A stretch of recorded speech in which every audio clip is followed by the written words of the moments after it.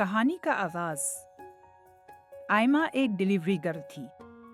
हर रोज अपनी साइकिल पर पूरे शहर में सामान पहुंचाना इसकी जिंदगी का हिस्सा था। एक दिन इसे एक नए इलाके में डिलीवरी करने का काम मिला। जैसे ही वो वहां पहुंची, इसकी मुलाकात ज़ैनब नामी एक लड़की से हुई। ज़ैनब मुस्कुराती हुई बोली, ये इलाका तुम्हारे लिए नया है, चलो मैं तुम्हें रास्ता दिखाती हूँ। दोनों साथ साथ चलने लगे। रास्ते में ज़ैनब ने आयमा को बताया कि इस इलाके में लोग एक दूसरे की मदद करने में बहुत यकीन रखते हैं। आयमा को ये सुनकर बहुत अच्छा लगा, लेकिन तभी मुश्किल शुरू हो गई। आयमा का फोन बंद हो गया और अब वो पता तलाश नहीं कर पा रही थी। आयमा थोड़ी घबरा गई, लेकिन ज़ैनब ने इसे तसल्ली दी। फिक्र मत करो, मैं और मेरे दोस्त तुम्हारी मदद करेंगे, ज़ैनब ने कहा। ज़ैनब ने अपने दोस्तों को बुलाया और सब ने मिलकर इस पता को तलाश करना शुरू कर दिया।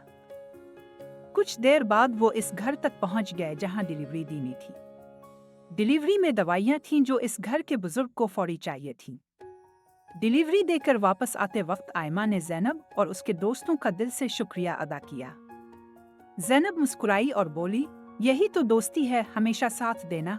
इस दिन आयमा ने समझा कि असल ताकत दूसरों के साथ मिलकर काम करने और उनकी मदद करने में है।